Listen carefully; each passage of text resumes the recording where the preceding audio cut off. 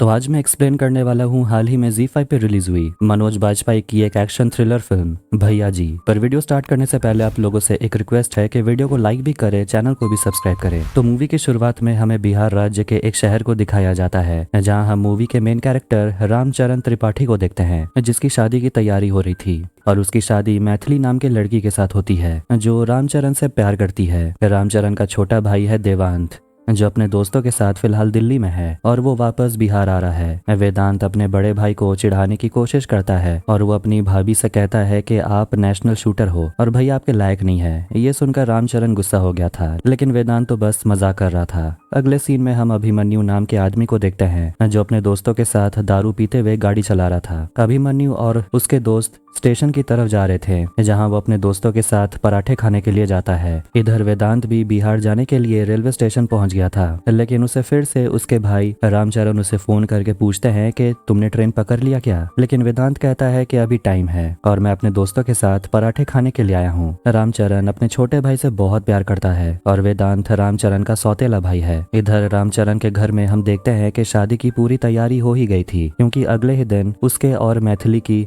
हल्दी की रस्म होने वाली थी। पूरा परिवार जश्न में डूबा हुआ था, लेकिन थोड़ी देर के बाद रामचरण फिर से अपने भाई को फोन करने की कोशिश करता है और उसका हालचाल पूछने की कोशिश करता है, लेकिन वेदांत फोन नहीं उठा रहा था। रामचरण थोड़ा सा टेंशन में आ गया था। अगले सीन में हम चंद्रभान को देखते हैं, जिसे पता चलता है कि एक लड़की ने उसके बेटे अभिमन्यु के खिलाफ पुलिस में रिपोर्ट दर्ज करवाई है और उसके बेटे ने उसके साथ जबरदस्ती की। यहाँ पुलिस वाले भी चंद्रभान के साथ मिले हुए थे, क्योंकि चंद्रभान एक बहुत ही पावरफुल इंसान है और वो लड़की धमकी देती है कि वो हाई कोर्ट में जाकर अपील करेगी और अभिमन्यु को दोषी ठहराएगी। लड़की के मम्मी पापा भी उसे चुप रहने को बोलते हैं, क्योंकि उन लोगों को पता था कि चंद्रभान एक बहुत बड़ा गुंडा है और वो कुछ भी कर सकता है। ये सुनकर चंद्रभान बहुत ज्यादा गुस्सा हो जाता है और उस लड़की को वहीं पर मार देता है। अगली सुबह हम देखते हैं कि रामचरण के दो आदमी नियाज और भोला दोनों रेलवे स्टेशन वेदांत को लेने के लिए पहुंच जाते हैं, लेकिन वहां उन लोगों को पता चलता है कि रेलवे स्टेशन पर वेदांत पहुंचा ही नहीं। जब ये बात रामचरण को पता चलती है तो वो बहुत ज्यादा घबरा जाता है, क्योंकि वेदांत का फोन भी स्विच ऑफ आ रहा था। रामचरण वेदांत के दोस्त को भी फोन लगाने की कोशिश कर रहा था, पर वो भी फोन नहीं उठा रहा था। ये जानकर वेदांत की माँ यानी कि रामचरण की छोटी अम्मा बहुत ज्यादा घबरा रही थी और सोच रही थी कि आखिर उसके बच्चे को क्या हुआ होगा। रामचरण अपनी छोटी अम्मा को समझाता है कि वेदांत को कुछ नहीं हुआ है। तभी रामचरण को दिल्ली के पुलिस स्टेशन से फोन आता है और रामचरण को बताया जाता है कि उसके भाई वेदांत का एक्सीडेंट हुआ है और उसे तुरंत दिल्ली आना होगा। ये जानकर रामचरण बहुत ज्यादा घबराने लगता है और उसकी छोटी अम्मा भी रोने लगती है, लेकिन रामचरण छोटी अम्मा को समझाता है कि वेदांत को कुछ नहीं होगा और मैं खुद दिल्ली जाकर उसे वापस लेकर आऊंगा। रामचरण अपने दोनों आदमी नियाज और भोला के साथ मिलकर दिल्ली के लिए रवाना हो जाता है। दिल्ली पहुंचने के बाद वो तीनों पुलिस स्टेशन पहुंच जाते हैं और वहाँ उसकी मुलाकात इंस्पेक्टर मगन से होती है। रामचरण बताता है कि उसी का छोटा भाई है वेदांत। मगन उन लोगों को बताते हैं कि कल रात दिल्ली रेलवे स्टेशन के बाहर आपके भाई का एक्सीडेंट हो गया था और अब उसकी बॉडी मुर्दा घर में रखी हुई है। ये सुनकर तो रामचरण का होश उड़ गया था। वो दौड़ते हुए मुर्दा घर पहुंचता है और जब वो वेदांत की डेड बॉडी देखते हैं तब भोला कहता है कि ये हमारा वेदांत नहीं है। मगन मुर्दा घर के इंचार्ज से पूछता है कि यहाँ जो लड़के की लाश रखी हुई थी वो कहाँ है। इंचार्ज कहता है कि उस लड़के को अभी तुरंत जलाने के लिए ले जाया गया है। फिर वो सभी वहाँ से भागते हैं और शमशान घाट पहुँचते हैं और इधर हम शमशान घाट में देखते हैं कि चंद्रभान अपने बेटे अभिमन्यु के साथ था और वहां पर वेदांत की डेड बॉडी भी थी। लेकिन यहाँ हमें पता चलता है कि वेदांत की सांसें चल रही है और वो जिंदा है लेकिन बेहोश है। ये भी पता चलता है कि दिल्ली स्टेशन के वहाँ जो एक्सीडेंट हुआ था वो वेदांत का हुआ था और उसका एक्सीडेंट अभिमन्यु ने किया था। चंद्रभान वेदांत की बॉडी को जलाने के लिए अंदर भेज देता है और वो सभी वहाँ से चले जाते हैं। थोड़ी देर में रामचरण वहाँ पहुँच जाता है और देखता है कि उसके छोटे भाई वेदांत का अंतिम संस्कार करवा दिया गया था। ये सब कुछ होने के बाद रामचरण बहुत ज्यादा रोने लगता है और उसे कुछ भी समझ नहीं आ रहा था कि आखिर वो अपनी छोटी अम्मा से क्या बोलेगा। अंतिम संस्कार हो जाने के बाद रामचरण अपने भाई वेदांत की अस्थियां लेकर वापस बिहार जा रहा था और वो नियाज से कहता है दिल्ली स्टेशन चलने। फिर वो सभी दिल्ली रेलवे स्टेशन जाते हैं और वहाँ रामचरण वेदांत के दोस्तों से मिलता है। दोनों दोस्त पूरी कहानी बताते हैं और यहाँ हमें पता चलता है कि जिस रात वेदांत अपने दोस्तों के साथ रेलवे स्टेशन पराठे खाने के लिए गया था, वहाँ पर अभिमन्यु अपने आदमियों के साथ पराठे खाने के लिए आया हुआ था। लेकिन जब वो तीनों दोस्त पराठे खाने के लिए ऑर्डर देते हैं तब अभिमन्यु का आदमी उनके दिए हुए ऑर्डर से पराठे खाने लगता है। ये देखकर वेदांत के दोनों दोस्त गुस्सा हो गए थे और अपना पराठा लेने के लिए झगड़ा करते हैं, लेकिन वेदांत झगड़ा रोकने की कोशिश कर रहा था। तभी अचानक अभिमन्यु का एक आदमी बंदूक निकाल लेता है और उन दोनों को मारने की धमकी देता है। अभिमन्यु भी वहां पहुंच गया था और तीनों लड़कों के साथ वो झगड़ने लगता है, लेकिन वेदांत अपने दोस्तों को बचाने के चक्कर में अभिमन्यु को धक्का देता है, जिसके चलते अभिमन्यु का चेहरा तवे से चिपक गया था और उसका आधा चेहरा जल गया था। अभिमन्यु का आदमी अपनी गाड़ी स्टार्ट करके वेदांत को ठोक देते हैं, जिसके चलते वेदांत वहीं पर गिर गया था। अभिमन्यु अपनी गाड़ी में बैठता है और गुस्से में आकर वेदांत की बॉडी के ऊपर गाड़ी चढ़ा देता है, जिस वजह से वेदांत की वहीं पर मौत हो गई थी। और ये सब देखकर वेदांत के दोस्त वहां से भाग गए थे। ये पूरी कहानी सुनने के बाद रामचरण को पता चल गया था कि उसकी भाई की एक्सीडेंट नहीं बल्कि ये तो मर्डर था। नियाज मैथिली को फोन करके बता देता है कि वेदांत की मौत हो चुकी है। ये सुनकर तो मैथिली भी हैरान हो गई थी और वो ये बात छोटी अम्मा को बता देती है। अगले दिन रामचरण वेदांत की अस्थियां लेकर घर पहुंचता है और अस्थियों को देखकर छोटी अम्मा बहुत रोने लगती है। रामचरण अपने भाई की अस्थियां नदी में बहा देता है, लेकिन वेदांत की आत्मा उसे हर जगह दिखाई देने लगती है। अपने घर में वो वेदांत के नाम का अन्न पक्षियों को चढ़ाता है, लेकिन कोई भी पक्षी उस अन्न को खा नहीं रहा था। ये देखकर छोटी अम्मा समझ गई थी कि उसके बेटे वेदांत की आत्मा को शांति नहीं मिली है और उसकी आत्मा भटक रही है। रामचरण सोच लेता है कि वो अपने भाई की मौत का बदला लेकर रहेगा और जिसने भी यह मर्डर किया है वो उसे मौत के घाट उतार देगा। रामचरण अपने पूरे परिवार को कहानी बताता है और कहता है कि उसके पिता देवचरण गाँव सरपंच के मुनीम थे और गांव के सभी लोग उन्हें इज्जत देते थे, लेकिन उनका बड़ा बेटा यानी कि रामचरण अपने पिता से पूरा उल्टा था और वह अपने पिता के बताए हुए रास्ते में चलता तो था, लेकिन अगर कोई भी उसके परिवार के ऊपर संकट बन के आता था तो रामचरण उनको सबक सिखाता था और पूरे गांव में रामचरण को सभी लोग भैया जी कहकर बुलाते हैं। रामचरण अपने समय में दंगा फसाद मारपीट करने में काफी फेमस था, इसलिए उसके पिता ने लिखवा कर लिया था कि आज के बाद वो मारपीट और दंगा फसाद बंद कर देगा और अपनी छोटी अम्मा और अपने भाई का ध्यान रखेगा। इसलिए रामचरण उसके बाद से दंगा फसाद मारपीट करना छोड़ दिया था, लेकिन अब वो अपने भाई वेदांत का मौत का बदला लेने के लिए वो अपने पुराने रूप में आ चुका है और उसके घर में एक खानदानी निशान भी है जिसे पूरे गांव में दिखा दिया जाता है और बता दिया जाता है कि भैया जी अब अपने पुराने रूप में आ चुके हैं और अपने पिता से लिखवाया हुआ पेपर भी जला डालता है। इसमें लिखा हुआ था कि आज के बाद से वो मारपीट और दंगा फसाद छोड़ देगा और पूरा गांव रामचरण के सपोर्ट में था। रामचरण मगन को बंदी बनाकर ले आता है और उसे पूछता है कि उस रात एक्सीडेंट में मेरे भाई को किसने मारा था। मगन सब कुछ बता देता है कि चंद्रभान का बेटा अभिमन्यु ने आपके भाई को मारा और उसका मोबाइल नंबर भी दे देता है। ये सब जानने के बाद रामचरण मगन को छोड़ देता है। मगन तुरंत चंद्रभान को फोन करके बता देता है कि उसने खुद वेदांत के घर वालों को बता दिया कि उन्होंने वेदांत को मारा है। चंद्रभान पूछता है कि उसका नाम क्या है। मगन कहता है कि सभी लोग उसे भैया जी कहकर बुलाते हैं। चंद्रभान अपने आदमियों से पूछने लगता है कि भैया जी नाम के किसी आदमी को पहचानते हो। तभी वहां पर उसका पंडित आता है और कहता है कि हम जानते हैं भैया जी कौन है। तभी वो उन लोगों के मोबाइल पर भैया जी का फोन आता है और चंद्रभान से कहता है कि मैं आ रहा हूँ। पंडित जी चंद्रभान को भैया जी के बारे में सब कुछ बता देते हैं कि वो किस तरह का इंसान है और बहुत से गुंडे मवालियों को उन्होंने मौत के घाट उतारा है और वो यहाँ आकर सभी को मार डालेगा। अगले दिन भैया जी अपने गांव में सभी लोगों के साथ चंद्रभान के घर पहुंच जाते हैं और अभिमन्यु को वहां से ले जाना चाहते थे, लेकिन चंद्रभान कहता है कि मेरे बेटे से भूल हो गई और उसके लिए वो माफी मांगता है और भैया जी को मुंह मांगा पैसा देने के लिए भी तैयार था, लेकिन भैया जी इसके लिए राजी नहीं होते और सिर्फ अभिमन्यु को लेकर जाना चाहते थे। चंद्रभान और ज्यादा गुस्सा हो गया था और बताता है कि पूरे क्षेत्र को पता है कि हम क्या कर सकते हैं, लेकिन भैया जी भी चंद्रभान को धमकी देते हैं कि अगर अपने बेटे को मुझे नहीं सौंपा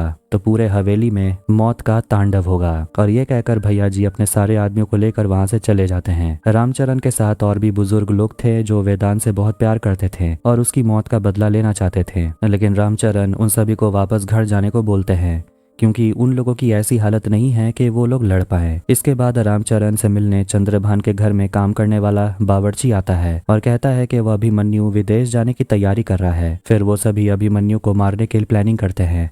इधर हम देखते हैं कि एक गुंडे के गैंग को कोई फोन करके अभिमन्यु को मारने को बोलता है। इधर अभिमन्यु विदेश जाने के लिए निकलता है और घर का बावर्ची रामचरण को फोन करके बता देता है कि अभिमन्यु विदेश जाने के लिए निकल चुका है और वो लाल रंग की गाड़ी में बैठा है। रास्ते में हम फिर उसी गुंडे के गैंग को देखते हैं। वो अभिमन्यु के गाड़ी के ऊपर हमला कर देते हैं जिससे कि अभिमन्यु अपनी जान बचाकर वहां से भागने लगता है और थोड़ी दूर में हम देखते हैं कि रामचरण नियाज और भोला के साथ मिलकर वहां पर पहुंच गया था। रामचरण अपने दोनों आदमियों को वहीं पर रुकने को कहता है और खुद अभिमन्यु को पकड़ने के लिए चला जाता है। है। अभिमन्यु उन गुंडों से अपनी जान बचाते हुए भागता है और सामने उसे रामचरण दिखाई देता है। लेकिन तभी हम देखते हैं कि चंद्रभान अपनी गाड़ी लेकर पहुंच गया था। पता चलता है कि गुंडे के गैंग असल में चंद्रभान के लिए ही काम कर रहे थे, रामचरण को पकड़ने के लिए। अभिमन्यु अपना चाकू निकालता है और रामचरण के पेट में वार कर देता है। देखते हैं कि सारे गुंडे रामचरण को घेर लेते हैं, लेकिन रामचरण सभी गुंडों को मारने लगता है। लेकिन चंद्रभान अपनी बंदूक निकालकर रामचरण पर गोली चला देता है, जिससे कि रामचरण पूल के नीचे पानी में गिर जाता है। ये सब कुछ दूर से नियाज और भोला देख रहे थे और रामचरण को बचाने के लिए निकल पड़ते हैं और तुरंत नदी में जाकर रामचरण की बॉडी को उठाकर निकालते हैं। उसी रात को जब चंद्रभान पूल के नीचे आता है रामचरण की लाश ढूंढने के लिए, तो उसके आदमी को रामचरण की लाश नहीं मिलती। इसलिए वो अपने आदमियों से कहता है कि सभी हॉस्पिटल में जाकर रामचरण को ढूंढने की कोशिश करो। इधर भोला और नियाज दोनों बहुत ज्यादा घबराए हुए थे क्योंकि रामचरण को गोली लगी हुई है और चारों तरफ चंद्रभान के आदमी उसे ढूंढ रहे थे। उन लोगों को समझ नहीं आ रहा था कि अब वो लोग करेंगे क्या। इसीलिए नियाज मैथिली को फोन करके बता देता है कि भैया जी को गोली लगी है और उनकी हालत बहुत खराब है। ये सुनकर मैथिली और छोटी अम्मा दोनों रामचरण को देखने के लिए निकल आते हैं। इधर बूढ़े लोग भी आपस में प्लानिंग करते हैं कि उन लोगों को पता चल गया था कि रामचरण को गोली लगी है और उसे किसी भी हालत में बचाना होगा। इधर पूरे शहर में चंद्रभान के आदमी रामचरण को ढूंढने की कोशिश कर रहे थे। इधर मैथिली और छोटी अम्मा दोनों रामचरण के पास पहुंचते हैं। तभी वहां पर चंद्रभान का एक आदमी उन लोगों को देख लेता है और वो चंद्रभान को खबर कर देता है कि रामचरण का पता मिल गया। चंद्रभान तुरंत अपने आदमियों को रामचरण को मारने के लिए भेज देता है। छोटी अम्मा तुरंत रामचरण को हॉस्पिटल भेजने का प्रबंध करती है और एक गाड़ी में प्रेस का फोटो लगाकर रामचरण को हॉस्पिटल में लेकर चली जाती है ताकि रामचरण के आदमी पहचान ना पाए कि इस गाड़ी के अंदर है कौन। इधर चंद्रभान के आदमी रामचरण को ढूंढते हुए लोकेशन में पहुंच जाते हैं, लेकिन वहां उन लोगों को कोई भी नहीं मिलता। इधर छोटी अम्मा और मैथिली दोनों रामचरण को लेकर हॉस्पिटल आते हैं जहां उसका इलाज करवाया जाता है। इधर बिहार के चीफ मिनिस्टर को भी इन दोनों के मुठभेड़ के बारे में पता चल गया था और उन दोनों के बीच हुए दुश्मनी के कारण उनकी पार्टी को भी नुकसान उठाना पड़ सकता है। इसलिए पार्टी का एक आदमी चंद्रभान को फोन करके बताता है कि भैया जी आपके सामने कुछ भी नहीं है और हम सब आपके साथ हैं और पार्टी के लिए फंड्स मांगते हैं। चंद्रभान पार्टी के लिए फंड भेजने का प्रबंध करते हैं। इधर चीफ मिनिस्टर सभी से कहते हैं कि इन दोनों को आपस में भिड़ने दो, हमें इनके बीच में नहीं पड़ना चाहिए। इधर हॉस्पिटल में देखते हैं कि रामचरण का इलाज चल रहा था। रामचरण को जब होश आता है वो बहुत रोने लगता है क्योंकि वो अपने भाई की मौत का बदला लेना चाहता था और वो मैथिली से कहता है कि तुम किसी और लड़के को पसंद कर लो और उससे शादी कर लो क्योंकि मेरा कोई भरोसा नहीं मैं रहूंगा या नहीं। लेकिन मैथिली मना कर देती है और कहती है कि मैं आपसे सच्चा प्यार करती हूँ और आपको कुछ भी नहीं होगा, मैं आपके साथ खड़ी हूँ। रामचरण अपनी छोटी अम्मा को देखकर परेशान हो जाता है और नियाज से कहता है छोटी अम्मा को वापस घर छोड़कर आने के लिए। इधर चंद्रभान अपने सारे आदमियों के साथ मिलकर मीटिंग करता है और पार्टी को फंड पहुंचाने की तैयारी करता है। लेकिन चंद्रभान मगन को बाहर बैठने के लिए कहता है क्योंकि मगन एक नंबर का डरपोक आदमी है और वो अगर रामचरण से डर जाएगा तो वो सारी बात उसे बता देगा जो उनके बीच होने वाली है। इसलिए मगन को बाहर बैठने के लिए कहा जाता है। चंद्रभान सभी से कहता है रेलवे यार्ड तक फंड पहुंचा देने के लिए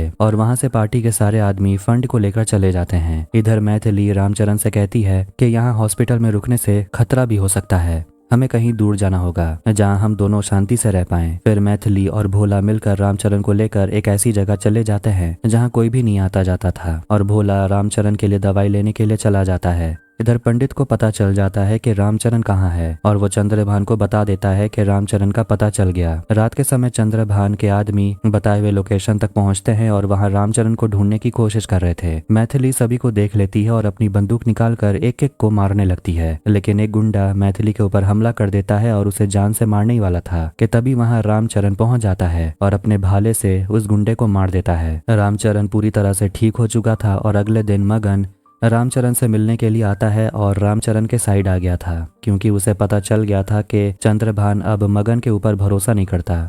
इसलिए मगन अब रामचरण की मदद करने का फैसला कर लेता है और बता देता है कि चंद्रभान पार्टी फंड पहुंचाने के लिए रेलवे यार्ड जाने वाला है। इधर अभिमन्यु अपने सारे आदमियों के साथ फंड लेकर रेलवे यार्ड पहुंच जाता है और सारा फंड पार्टी को देने की तैयारी करता है। तभी वो लोग देखते हैं कि वहां पर रामचरण पहुंच गया था और वो एक एक को मारने लगता है। इधर नियाज और भोला भी सारे आदमियों को मारने लगते हैं और रामचरण अभिमन्यु के साथ लड़ता है और अपने सिगरेट से अभिमन्यु का चेहरा जला देता है और उसे लेकर रेलवे की पटरी में चला जाता है। लेकिन अभिमन्यु अपने पिता को फोन लगाता है और वीडियो कॉल में रामचरण देखता है कि उसकी छोटी अम्मा चंद्रभान के कब्जे में है। रामचरण अभिमन्यु को लेकर चंद्रभान के घर पहुंचता है। चंद्रभान अपनी आदमियों से कहता है कि रामचरण के ऊपर गोली चलाने, लेकिन देखते हैं कि रामचरण के गाड़ी के ऊपर रामचरण ने अभिमन्यु को बांध रखा था। ये देखकर चंद्रभान अपने आदमियों से गोली चलाने से मना करता है। रामचरण देखता है कि उसकी छोटी अम्मा को लटका के रखा गया था और नीचे चारों तरफ आग जला हुआ था। रामचरण अभिमन्यु को नीचे गिरा देता है और अपनी छोटी अम्मा को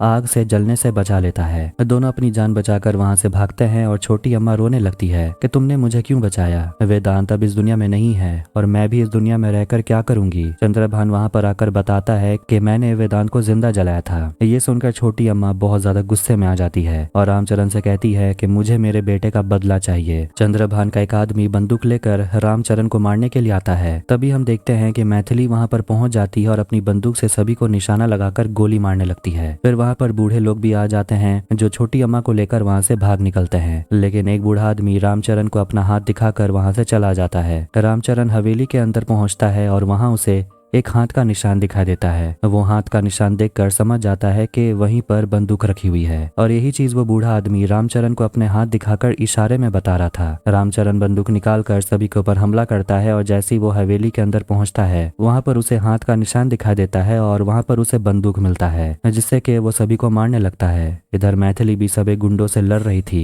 रामचरण चंद्रभान को ढूंढ लेता है और उसे मारने लगता है और वहां पर अभिमन्यु भी पहुंच गया था, लेकिन रामचरण उसे भी बेधड़क मारता है। चंद्रभान अपना हथियार निकालकर रामचरण के ऊपर हमला करने लगता है। रामचरण अपने भाई को याद करता है और अपना भाला उठाकर दोनों के ऊपर हमला करता है और दोनों को आग के अंदर फेंक देता है, जिससे कि दोनों बाप बेटे की वहीं पर मौत हो जाती है। और इस तरह रामचरण ने अपने भाई के मौत का बदला भी ले लिया। फिर वो सभी लोग अपने घर लौट आते हैं और देखते हैं कि रामचरण फैसला करता है कि आज के बाद से वो हिंसा करना बंद कर देगा। और इसी के साथ ये फिल्म यहीं पर एंड हो जाती है। तो आपको ये वीडियो कैसा लगा कमेंट करके जरूर बताएं। वीडियो पसंद आया तो वीडियो को भी लाइक कर दे, चैनल को भी सब्सक्राइब कर दे। मिलता है नेक्स्ट वीडियो में। Take care.